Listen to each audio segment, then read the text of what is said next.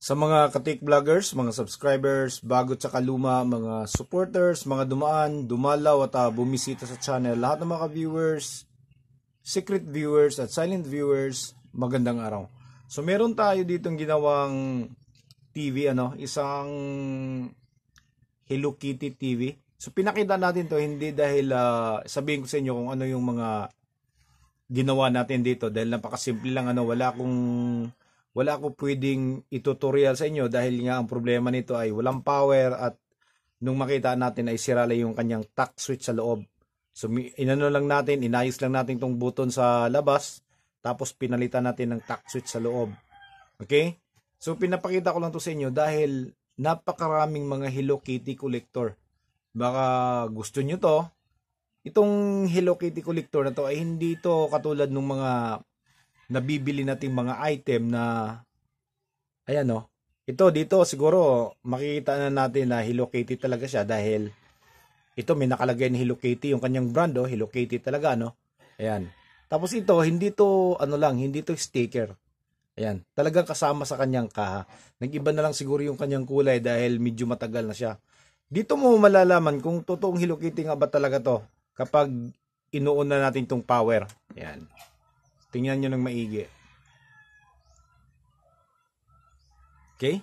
So ayan tingnan nyo sa taas yung kanyang logo. Yung kanyang logo talaga ay talagang talagang Hello Kitty. Kapag lilipat natin yung channel, okay, ito naka-line. May problema pa yung kanyang ayan. So napapansin nyo, nagbabago-bago siya, di ba? Pag binulyom natin siya, Hello Kitty pa rin yung tatakbo. Ayan. Okay? Tapos kapag nag-menu tayo, ayan.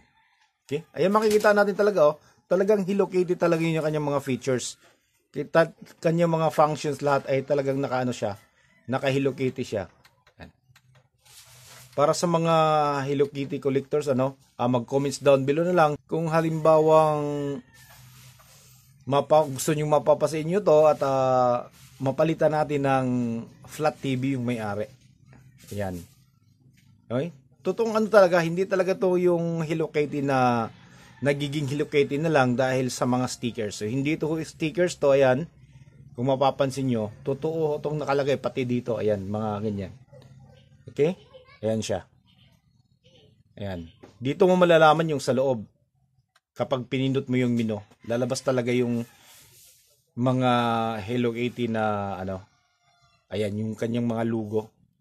Okay, so hanggang dito na lang siguro tayo at least meron tayong update ngayong araw na to at para sa mga para sa mga Hello Kitty collectors, mag-comments down below na lang kayo kung gusto nyo at kusunada nyo tong item na to. So maraming salamat, God bless at bye bye.